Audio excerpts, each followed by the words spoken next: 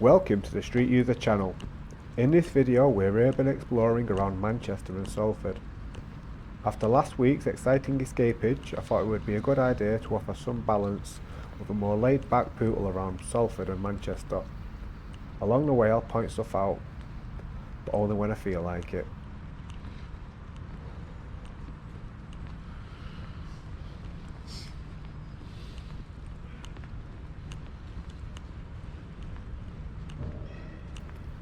It's a relaxed affair, so now's a good time to pause the video and grab yourself a brew, just before you sit back and enjoy the show. Setting off from Whitworth Park, named and created after Joseph Whitworth, the man who amongst other mechanical engineering norms set the first standardised screw thread in the year 1841.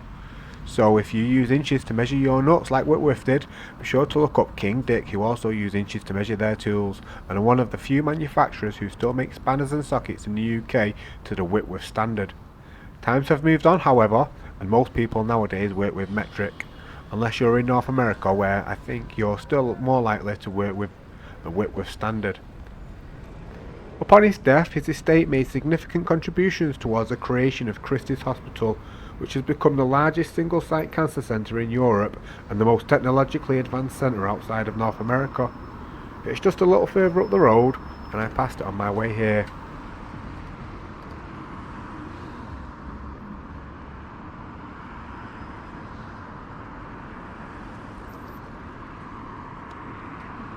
Crossing Oxford Road now, and talking of hospitals, we're about to pass on the left the Department of Reproductive Medicine, which was established in 1982 and is the first fully NHS funded IVF unit in the UK, providing the full range of infertility services to the northwest of England. And when I say NHS funded, I mean publicly funded.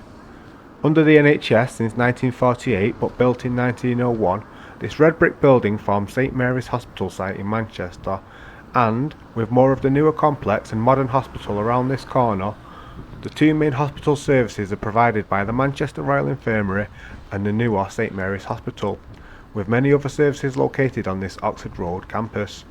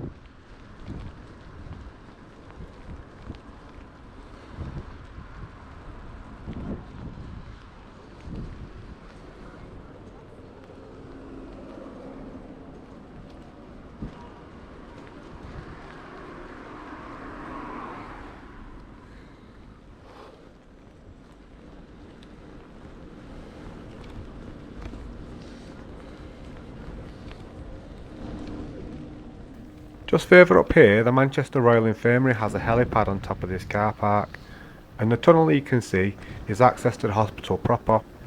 This aspect of the hospital services receives little public funding though, and is highly dependent on charitable donations to be sustained, which is really weird because there's plenty of money in this country, it just has too many parasitic entities attached to it.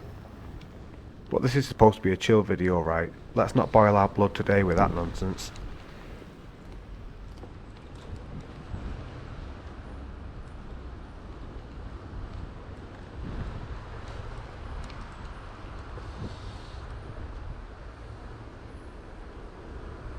Getting back onto Oxford Road now, into the area imaginatively known as the Oxford Road area, and approaching what I call the main bit of the University of Manchester, which should definitely not be mixed up with Manchester University, because they are two different creatures.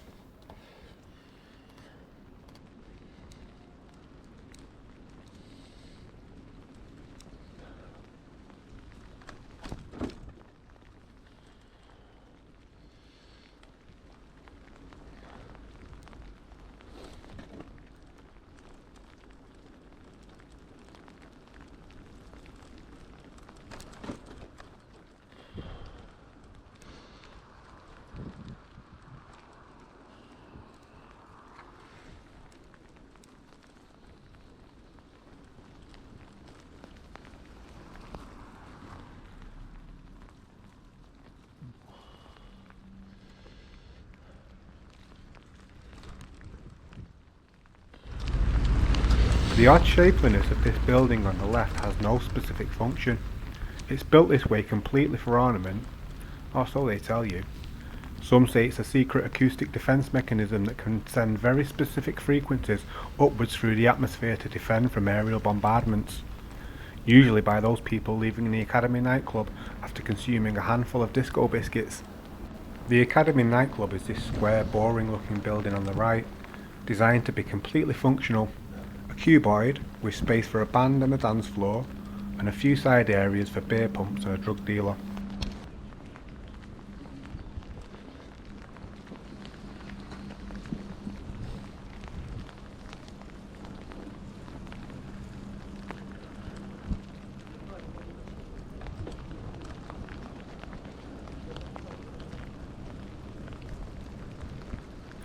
Alan Turing, a mathematician, computer scientist and codebreaker who is considered the father of theoretical computer science and artificial intelligence, joined the computer machine laboratory here after the Second World War was over. He played a significant part in ending that war. He came here and contributed to the development of early computers. He was later tortured to death by the state for being gay. And the strong activist Dame Christabel Pankhurst, a leader of the suffragette movement, obtained a law degree from the uni and received honours, but at that time women were not permitted to practice law.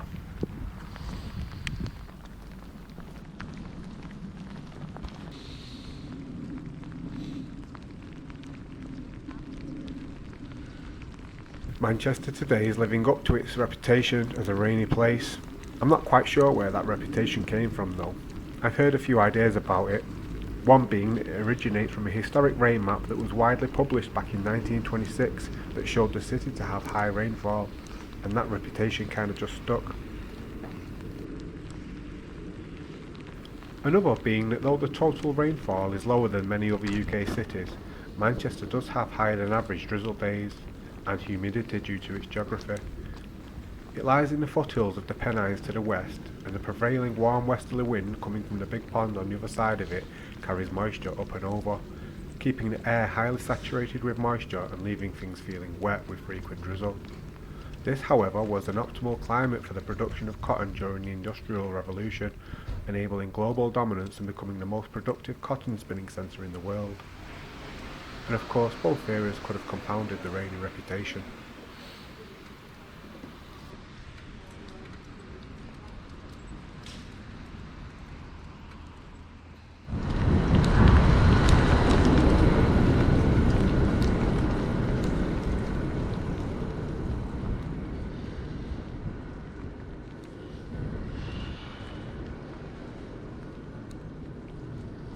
The red brick building on the right was completed in 1886 and was originally the Manchester High School for Girls, where the Pankhurst sisters, Christabel, Sylvia and Adela Pankhurst studied.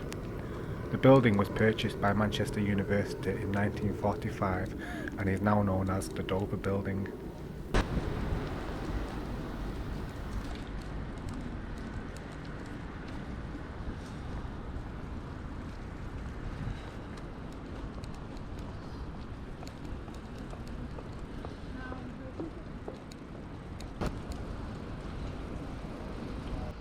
This is Cavendish Street, where Manchester University recently proposed a development which would see the closure of this major cycle link between city centre and neighbouring inner city Hume area.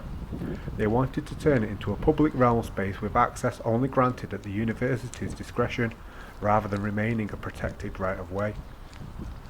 Campaigners argued that the closure would move cyclists onto a less safe route and would contradict Manchester's wider sustainability goals and modernisation. The campaigners also dug out a 1996 legal order that stipulated a new cycle path must be provided. Following the pressure in September 2025, the uni backed down from their plans to block the route.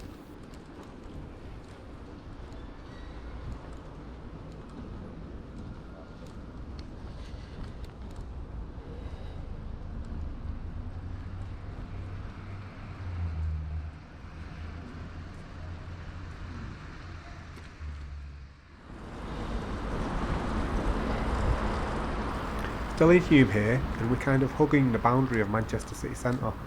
But as you can see, the ever-changing face and developments make it appear to me like this part of Hume will soon be classed as a city centre and become part of the big city life.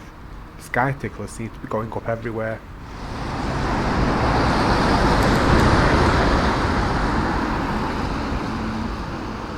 Some people like the development of the skyline, seeing these impressive tall glass shards reaching for the sky. To others they are nothing but a blight on the landscape.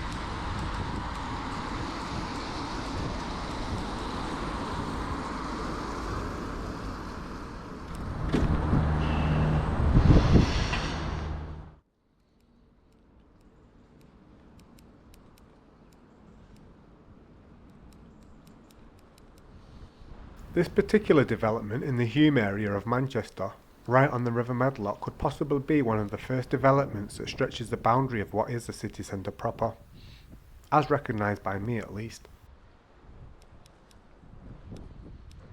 The river is prone to flooding a bit further upstream, and once burst its banks so severely that it washed up corpses from Phillips Park graveyard and dropped them in the city centre, and that wasn't even on Halloween. Beneath Manchester there is a considerable network of man-made waterways, culverts and rivers. They were developed to deal with trade effluent, transport coal and other goods, and there are clues to that underground network everywhere you look.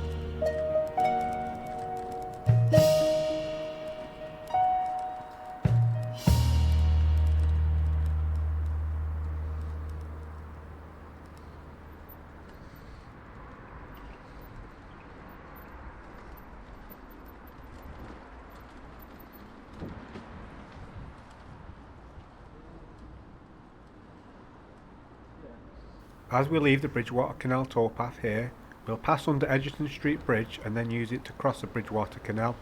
This then leads us straight over Regent Bridge, taking us over the River Irwell into Salford. For the most part, the boundary between Salford and Manchester lies bang down the centre of the riverbed.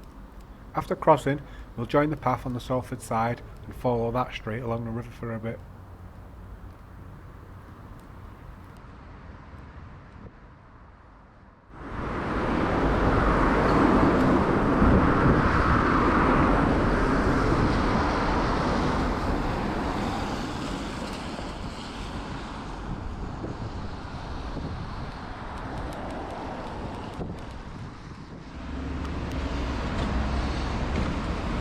These steps lead us down to the Salford side of the river, giving us our first introduction to the city of Salford, and there's plenty of those sky ticklers popping up here too. It's almost as if there's a competition between Salford and Manchester to build up as quickly as possible. They are often cited by local government as a visual proxy for economic growth, but most people see straight through that baloney.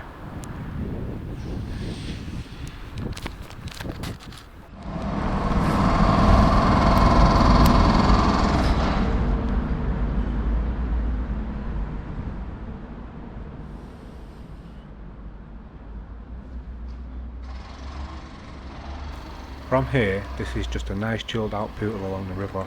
You can enjoy some of the graffiti and sights and just drift along without dictating any pace at all. Remember, I will share these routes eventually in the description, but as this is a brand new channel, I just need another week or so before I'm allowed to add those external links into the description. YouTube rules, I'm afraid.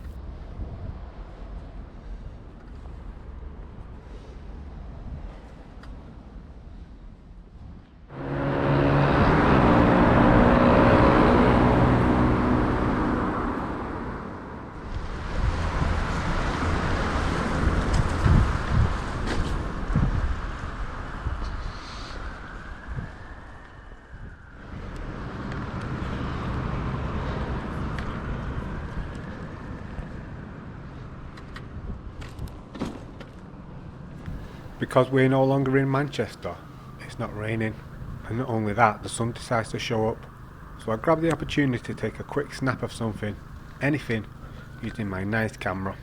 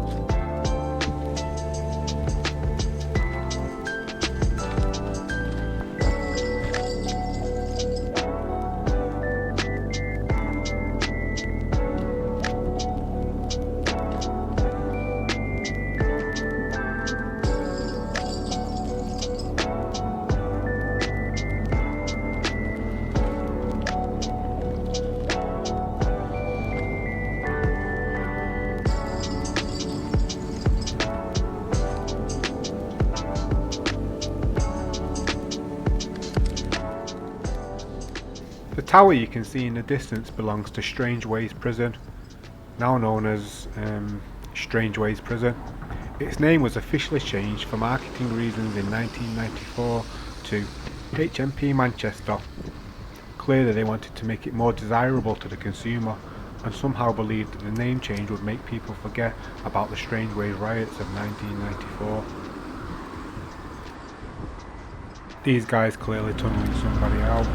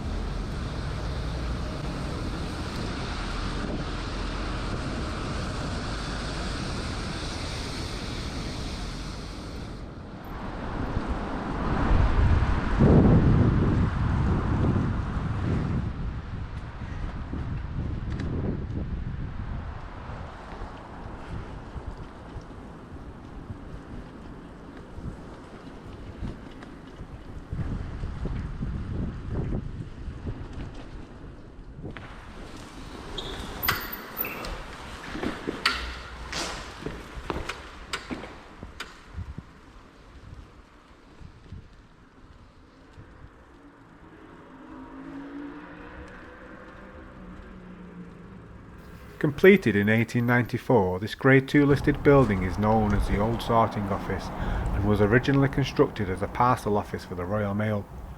It was strategically placed right near Victoria's train station for the efficient transfer and transport of parcels. Very sensible, don't you think? I'm not too sure if it's located in Manchester or in Salford, as it's right on the border. My instincts say Salford, but my head says Manchester. It's now in use for residential purposes. As of late 2024, the Royal Mail no longer operates its own dedicated fleet of mail freight trains and has moved almost entirely to road and air freight, the two least efficient and most harmful choices. There are now private operators waiting to fill this rail freight gap left by Royal Mail, which has become just another one of those public services mismanaged and sold off for private profit, and at public risk, which seems to be the current trend.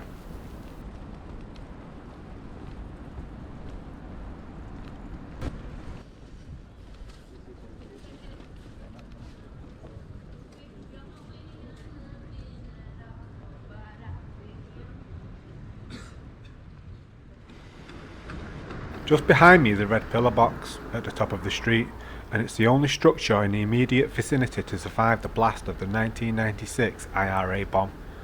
200 people were injured and no one was killed by the 1,500 kilogram bomb which was set off from inside a parked van on the street side.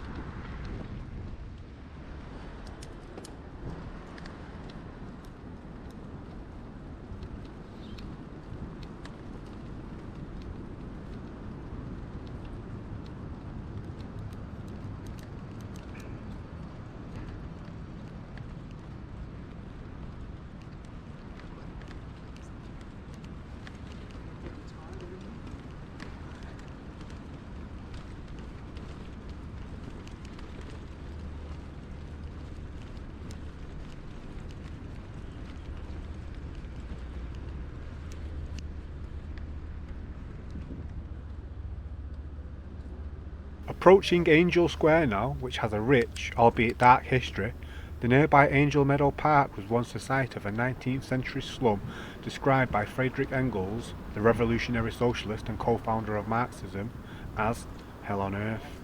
It was a mass burial ground for thousands of poor people, hence the name Angel Meadows. In more modern times, this area and the building is known as Angel Square. The building has excellent sustainability credentials and is one of the most sustainable in Europe, powered by on-site integrated technology that powers the entire building using locally sourced rapeseed oil. It produces enough energy to add surplus into the power grid. and it's designed to resemble a beehive, the symbol of the cooperative group.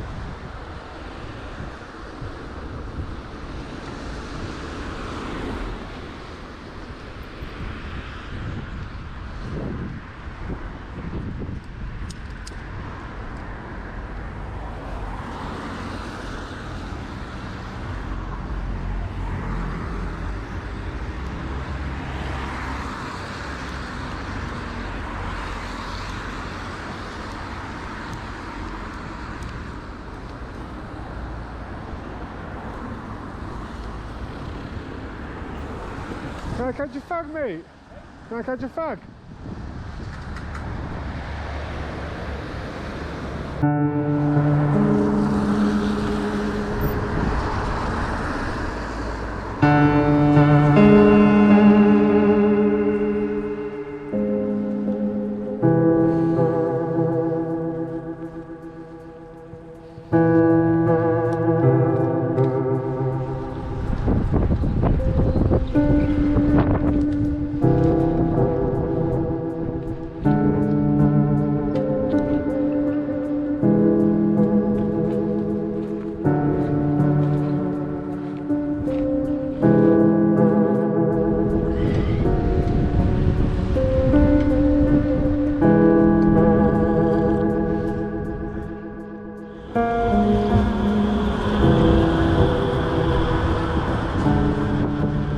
Stay tuned for one more point of interest, and please remember to like and subscribe if you've enjoyed the show, to make sure you don't miss out on next week's episode where I'll be exploring Stockport and the surrounding areas.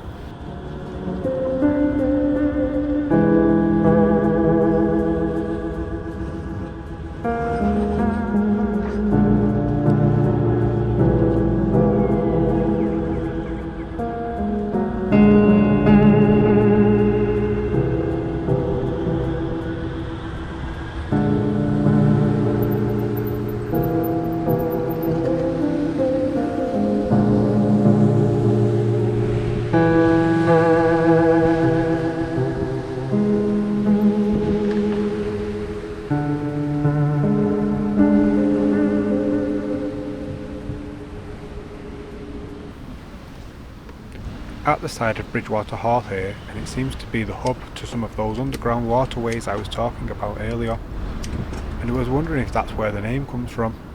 Bridgewater. I suppose I could look it up, but it's sometimes more fun to imagine, don't you think?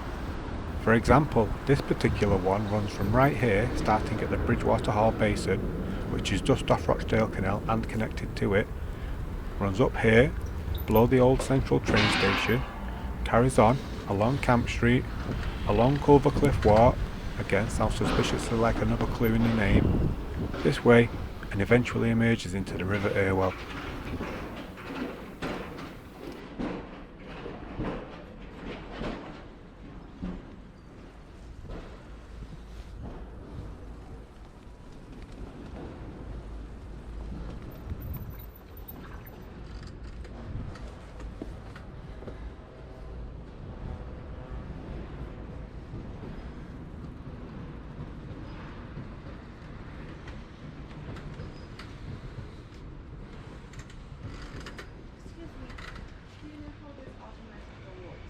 I don't know, sorry.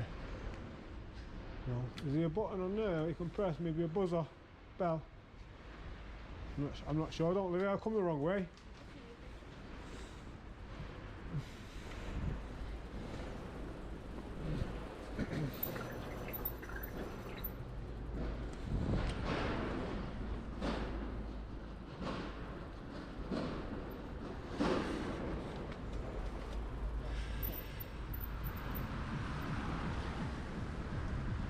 If you actually do the ride, I hope you enjoy it as much as I did today. Thank you for watching, remain awesome, and see you next time.